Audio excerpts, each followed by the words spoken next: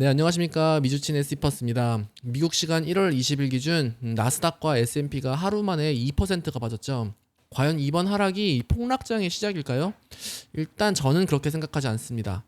다들 아시다시피 주요 원인은 이 미국이 유럽 몇 개국에 추가 관세를 내면서 무역 전쟁이 재발될 가능성이 높다고 생각하며 시장은 그동안 많이 올라준 이 고평가된 기술주 중심으로 크게 빠진 모습이에요.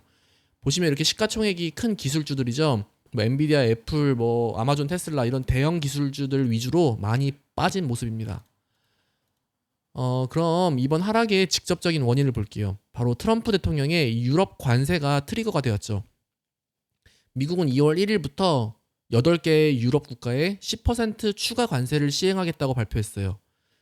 현재 약 15%가량의 보편 관세가 덧붙여지면 약 25%의 관세를 매기는 건데 이 수준은 거의 중국에 부과하는 수준과 비슷한 단계로 굉장히 타격이 크죠. 8개 국가 리스트는 여기에 적혀 있는데 이 국가들은 이번에 그린랜드로 병력을 파견한 나라들이에요. 그리고 더 무서운 점은 이 사건이 5월까지도 끝나지 않으면 6월 1일부터 동일 국가 혹은 추가적으로 참여한 국가에 추가 관세가 25%를 적용한다고 합니다. 이 관세는 덴마크가 그린란드를 미국에 완전 매각할 때까지 유지한다고 해요. 이로 인해 시장 리스크는 일시적으로 크게 확대된 것이죠. 여기에 대한 유럽의 대응은 단호합니다. 아직까지는. 이 직접적인 당사자인 덴마크를 포함해 이제 강국인 프랑스와 영국은 직접적으로 미국을 비판하며 추가 대응 수위를 논의하고 있는데요. 1월 22일에 보시면 1월 22일에 EU가 긴급 정상회의가 있습니다. 이날이 중요해 보여요. 이날 EU의 대응이 나올 건데 개인적으로는 사실 EU가 뭐 크게 대응할 힘이 없다고 보여지는 바입니다. 아직까지는. 그래도 이번 사태로 인해 미국과 EU는 2025년 합의한 무역 협정이 잠정적으로 중단된 상황이라 실무적인 타격은 큰 상태예요, 서로가. 그럼 앞으로의 영향은 어떻게 될까요? 너무 당연한 얘기인데요. 지속적으로 이렇게 유지가 될 경우 미국과 유럽의 관세 전쟁, 무역 전쟁이 뭐 일어날 수 있겠죠. 뭐 이로 인해 글로벌 공급망 비용 상승과 인플레이션 압력이 있겠고요. 그러니까 이런 리스크가 발생할 경우 똑같은 패턴이 있어요. 방어주, 저평가주, 가치주들은 움찔 오르고 고밸류 성장주들은 뭐 리밸런싱을 하고 또 금, 은 같은 안전자산의 선호도는 계속 증가하겠죠. 하지만 개인적으로 작년 초 있었던 미국과 중국 관세 전쟁 대비해서 영향은 굉장히 적을 것으로 보여져요. 자, 이거 보면 미국과 중국의 관세 전쟁은 진짜 치명적이었죠. 작년 4월 피크를 찍고, 치크를 찍고 5월부터 이렇게 협상에 들어가면서 반등을 시작했는데 나스닥 지수가 고점 대비 거의 25%가 빠졌습니다. 물론 바로 반등을 했고요. 참고로 미중 관세 전쟁은 아직까지 진행 중이고 2026년 11월까지 연장을 해놨어요. 즉 미국 입장에서는 뭐 유럽의 기강을 잡을 시간이 조금 존재한다라는 거죠. 그럼 미국의 주요 일정을 알아볼게요. 이게 되게 중요한데요. 다들 아실 거예요. 아시다시피 트럼프 대통령은 올해 진짜 예민합니다. 일단 11월 달에 미국의 중간 선거가 있거든요. 지금은 공화당이 이제 상원도 그렇고 뭐 다수당이 되어서 모든 일에 강경하게 공격적으로 나가는데 만약 11월에 이 미국이 이제 트럼프 대통령이 선거에서 참패를 하면 대통령님은 이제 추진력을 잃어버립니다. 여기서 지면은 정말 이제 트럼프는 이제 국정 운영이 아니라 뭐 탄핵을 방어하는데 시간을 다 써야 하는 만큼 미국이 정말 어수선해질 수 있을 것 같아요. 이거 진짜 예측이 안 됩니다. 여기서 만약에 이거는 다음번에 또 말할 것 같은데 그래요.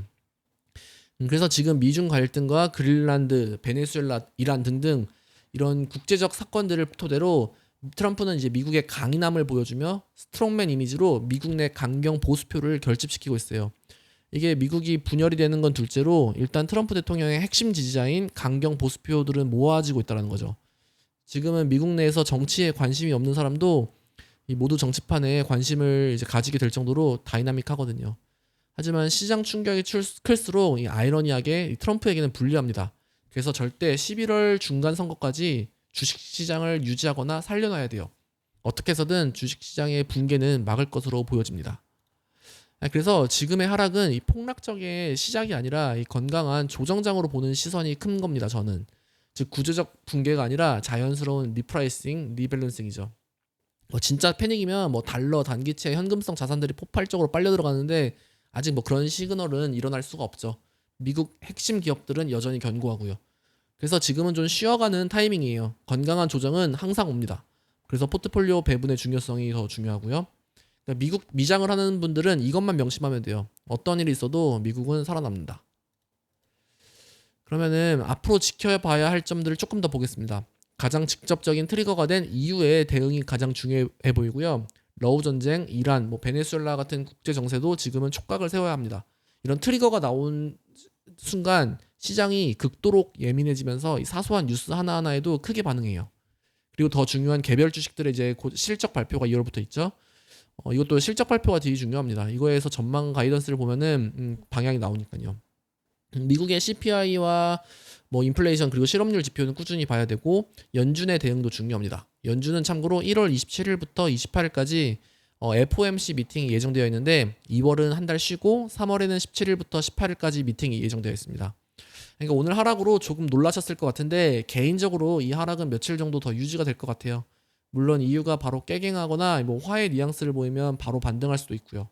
중요한 건 이거는 구조적 붕괴가 아니라 일시적인 리밸런싱 조정 트리거다 라고 생각하면 마음 편할 것 같습니다. 그럼 다음 영상에서 찾아뵐게요. 감사합니다.